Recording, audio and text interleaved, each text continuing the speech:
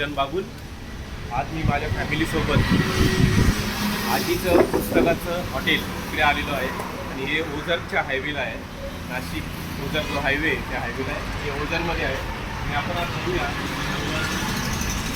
आजीच्या पुस्तकाच्या हॉटेलमध्ये आलेलो आहे आणि आपल्या आजी सौ भीमाबाई संपत जोंधळे या इथं बसलेले आहेत. त्यांना आता 27 फेब्रुवारी 2025 रोजी महाराष्ट्र सरकारतर्फे कविवर्य मंगेश पाडगावकर मराठी भाषा संवर्धन पुरस्कार हा सुद्धा मिळालेला आहे. आणि खूप वेगळा कॉन्सेप्ट त्यांनी दाखवलेला आहे.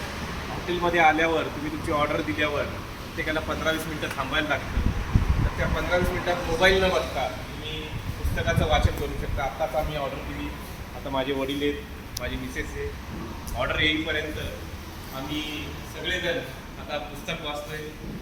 मी बघत असाल याच्यामध्ये भरपूर पुस्तकं ठेवलेली आहेत त्यांनी. भारताचे संविधान, इंडियन कॉन्स्टिट्यूशन हे सुद्धा ठेवलेलं आहे. त्याच्यानंतर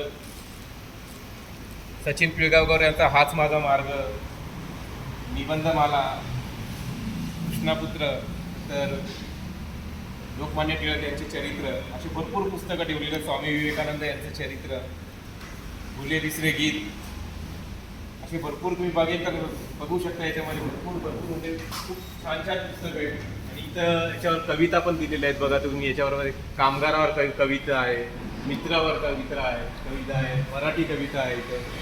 इथं दिवाळीवर कविता आहे, एक लहान मुलांचं कविता आहे, आईवर कविता लिहिलेली, मराठी माऊली ला त्या अनेक कविता पण इथे लिहिलेल्या आहेत. आणि पुस्तकं तुम्ही बघू शकता. याच्यावर चांगली वाक्य पण समोर लिहिलेली आहे. आणि खाली कविता याच्यामध्ये बघितलं तर त्यांना बघा कितीतरी पुरस्कार मिळालेले आहेत. पुरस्कार तुम्ही बघू शकता.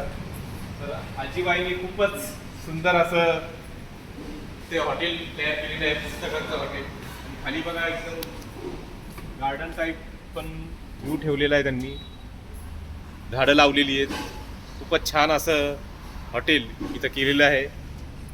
तर मी या व्हिडिओच्या माध्यमातून तुम्हाला सर्वांना विनंती करेल की एकदा आवर्जून या ठिकाणी तुम्ही भेट द्या. खूपच छान असं हॉटेल आहे आणि आजी पण आपल्याशी खूप चांगला संवाद साधतात. त्याबद्दल मी आजींना पण खूप धन्यवाद देतो. आणि असा एक एवढा अतिशय वेगळा कॉन्सेप्ट त्यांनी सुरू केला त्याबद्दल धन्यवाद. थँक्यू.